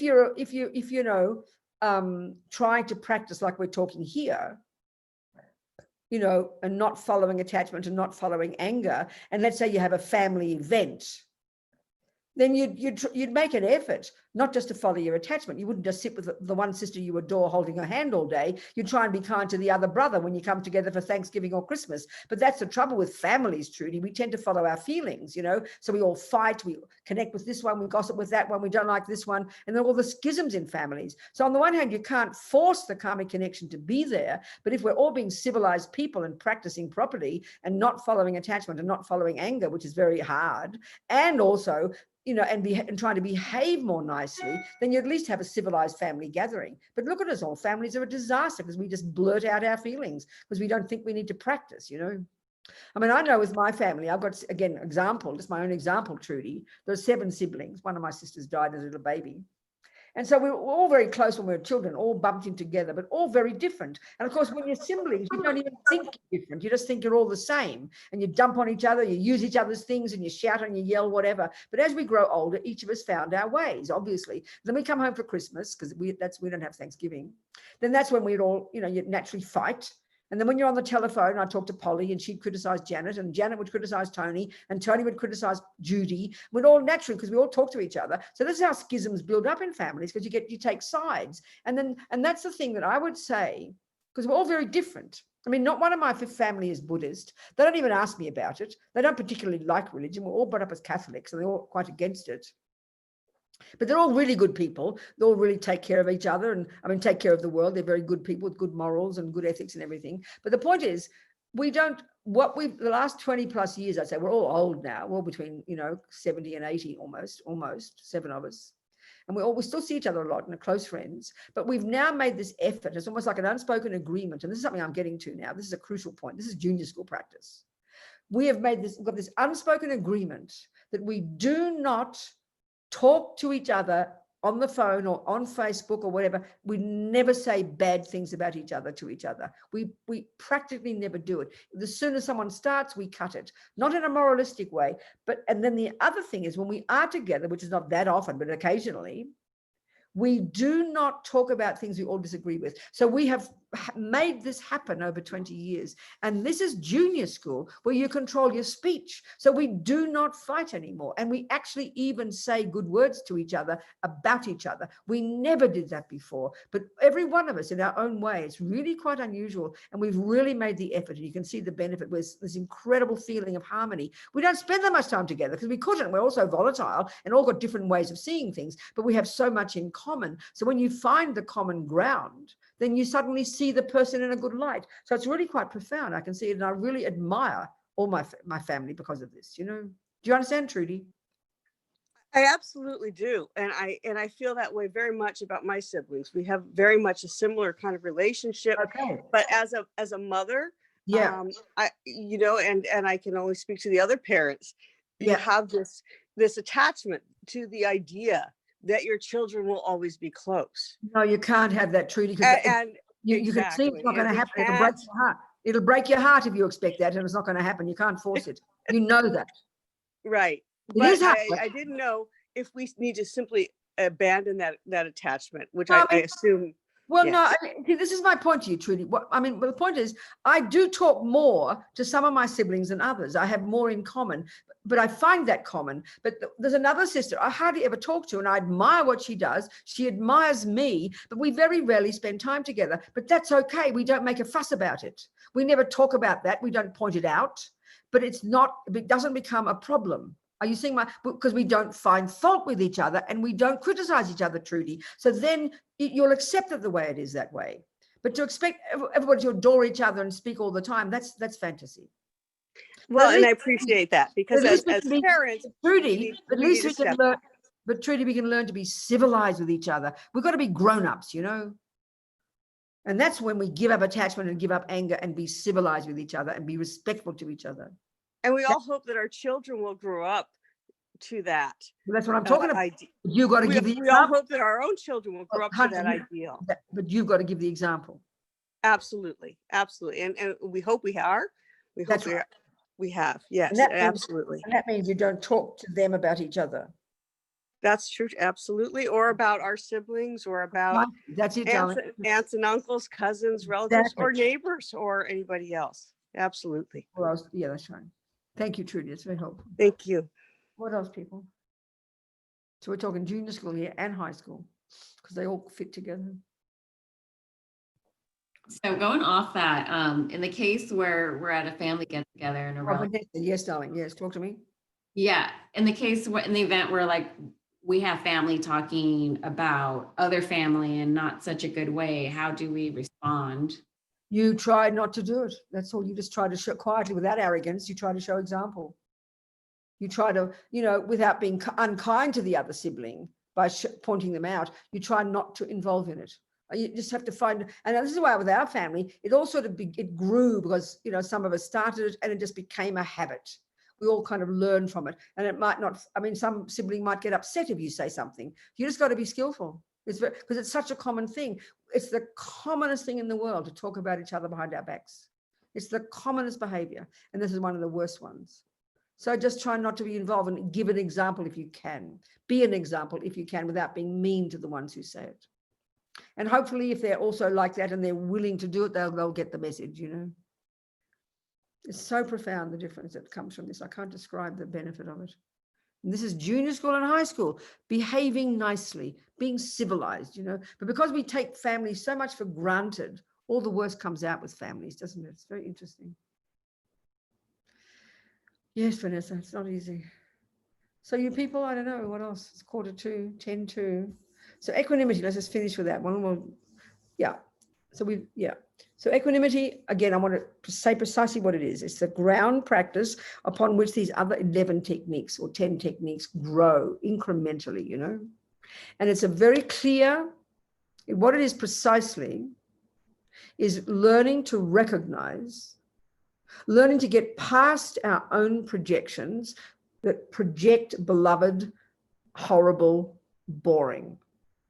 And then what we do is we believe in those labels. So what we're trying to do is get past those labels, to get beyond the labels, to get to see, if putting it this way, to see the humanity in each one of those three, even if it's Mr. Trump, whom you can't stand, even if it's a beloved child whom you adore, even if it's a boring next door neighbor. You try to get past those labels and to begin to see how the three of them are equal to each other in the specific way. And put it this way, that they're equal in their wish to be happy. I mean, this is the point, whether the person's a pedophile or a saint, that what we each do is because we think it'll make us happy. So a kind person helps others because they can see that makes them happy. And a pedophile thinks jumping on little girls will make them happy because they're deluded. So they're driven by the wish to be happy. So that's the thing we're trying to see. And then you can have compassion for the person. That comes later. But this is the first step. The first step to see we're all driven by the same thing. The action point here is to recognize that and to begin to strip away these labels, to see there's the human being there. And this is already stupendous. It's already quite difficult. We look at the world, you know. And then upon this, we then go to these next steps, which we'll talk about the next week. You go next step, next step, next step, next step. This is the first one. In other words, another way of putting it, as I said, we're shifting the reason, we're changing our reason for why we want people to be happy, which is called love, and why we want people not to suffer, which is called compassion. Right now, the reason we use, without even thinking about it, for wanting someone to be happy and not suffer is because we're attached to them and because they fulfill my attachment's needs, basically. So it's got strings attached. And that's the proof, because when Andrew leaves me, I will stop. That love and compassion will turn off like a tap. I mean, you might grow it again with effort, but the second he leaves me for a younger version, you know, my attachment has been thwarted. My aversion arises, I'm brokenhearted. And so my love and attachment, my love and compassion turn off like a tap that 1 second. We know this. So we're trying to change the reason for why I want Andrew to be happy. Right now, I only want Andrew to be happy if he makes me happy. But what I'm trying to change it to is I want Andrew to be happy because he wants to be happy. And when I can do that for Andrew, I can do it for the enemy and the friend as well. So we're changing the reason for why. And eventually we're going to move towards, in these 11 points, heading towards bodhicitta, where we're going to have love and compassion for every single person easily. And as Wolfgang said, he can't do the one of giving the victory because it's a high practice, because we've got to do the groundwork first. 1 step at a time. It's incremental. It's like saying he can't play advanced Bach. Well, he's got to learn to practice grade 1 first. You know, that's all the same. He's very straightforward. He's very honest, exactly the same. Because these are different levels of practices. You know, these are different levels of practices. Well, I think I'm running out of voice. Maybe I should just finish. I always get all croaky when I talk these days. I'm sorry. Unless there are any more questions. Robina, can you talk a little bit about tough love? Like, there's my friend has her husband and her ex-husband and her father. They come into a room and they talk nonstop. They're kind of narcissistic. They won't stop. Her son is really challenged with the father, the ex-husband. And, you know, she says, you know, I love them both. So it's hard for me to, they drive me crazy, but I also love them, you know. Well, But- this is something, again, Wendy, this is interesting. I'm hearing there's two different kinds of levels of practices here. One level of practice is for your friend to learn to be humble and patient and let these two loved ones rabbit on and know that it's her own annoyance and her attachment. But the other hand, if it is tough love, then maybe if this is a good point, Wendy. There's two different levels of practice, like I'm saying. So as soon as you said that, I thought of the wisdom wing practice, that maybe you advise your friend, she does love them, she just said it. And they rabbit on and they make it crazy, but that's her practice. She needs to just accept it, walk out the room, let them be there. How often they're together? I bet it's not that often. I mean, do they come often together? Is it every day they're there together or just occasionally? Occasionally. Well, then, you know, she has to learn to live with it. But if she sees, but this is where the tough love comes, it's more advanced. The first one is she controls her own body and her own speech and her own mind and just accepts it. That's her practice. But then if she wants to be benefit to them, that's where the tough love comes in. And that's where if she sees that it's not beneficial for them or it's not beneficial for her boy to see these two men rabbiting on, then she has to be use wisdom to try and stop it. That they might think she's being mean, but that means she sees that that's not beneficial for others, including themselves. That's where the tough love one comes in. Just doing it because she doesn't like them, that's just self-centered. But she's first got to work on her own mind and accept it because she loves them. That's marvelous. But if it's genuinely not beneficial for either the ex-husband or for the father or for the boy, then she's got to find a way to stop it. That's what tough love means. It's got to come from wisdom and it's got to be for their benefit, not for hers. You see my point? I do. There's some pretty separate approaches, you know. It's a really good point. So tough love, usually it's hard to practice tough love with your ex-husband because it's not your job anymore, you know. He's an ex, isn't he? But it's certainly that's what she's got to learn to do for her boy, you know. Have tough love for the that's what a parent has to learn. And that means what's best for the child. And this is what's obviously interesting, Wendy. Why some parents are hopeless with their children is because they've got so much attachment that they don't have any courage to be firm with the child.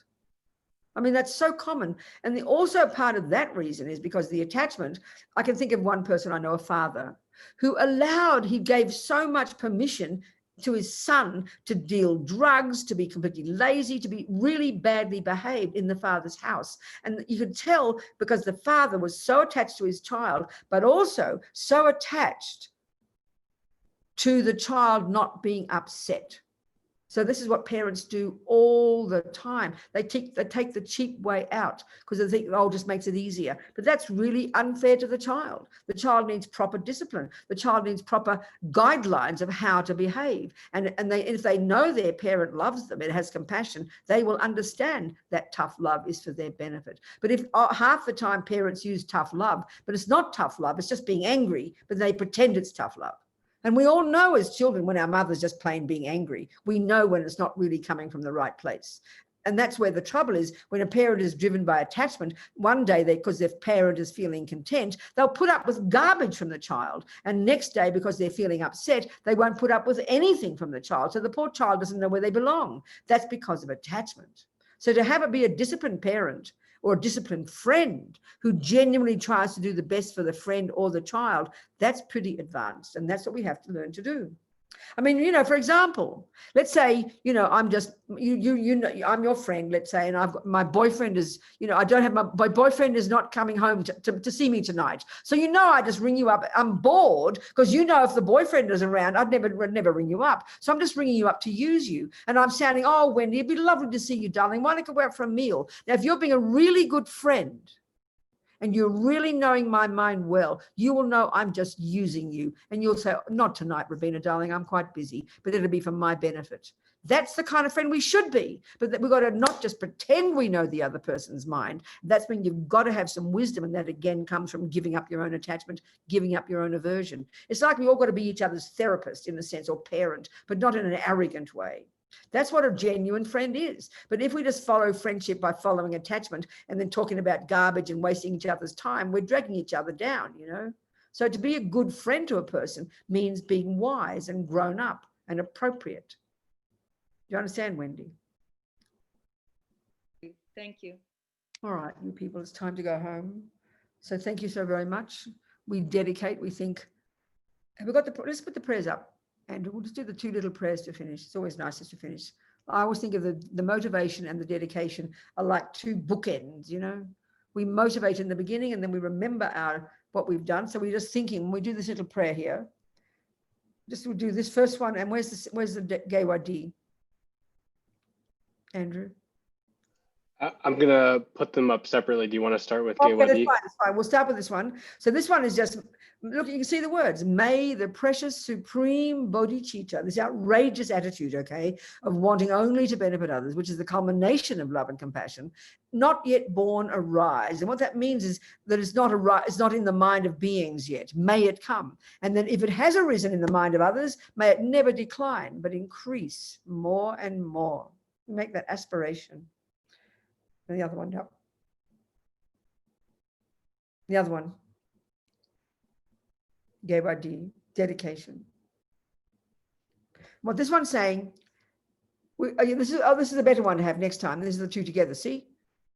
Can you see, Andrew? These are the 2 together. It's perfect. This is the best one to have next time, because the bodhicitta prayer is the second one. So the first one, as it says in the English, due to the merits of these virtuous actions, what that means is, due to the positive karmic seeds each one of us has planted in our mind by listening to these teachings, may we quickly, become a Buddha, oneness with the Guru, and lead all living beings without exception into that enlightened state. That's where all this practice is leading us, long-term goal, That's it. Thank you, darling people. Thank you, Andrew. Thank you, everybody. Thank you, Wolfgang. Thank you, Vanessa. Thank you, everyone. Trudy. Thank you, Wendy. All your questions. Thanks, sweethearts. Much love, and I'll see you next week. All being well. Thank you. Bye. Thank you. Thanks, darling. Thank you so much. Thank you, Venerable. Thank you. Thank you. Thank you. Thank you, Andrew. Thanks, Good everyone. night. Hope to see you all Together. next week, Thank same time. you. Thank you, Yes. Andrew. Thank you so much. That was great. Everybody.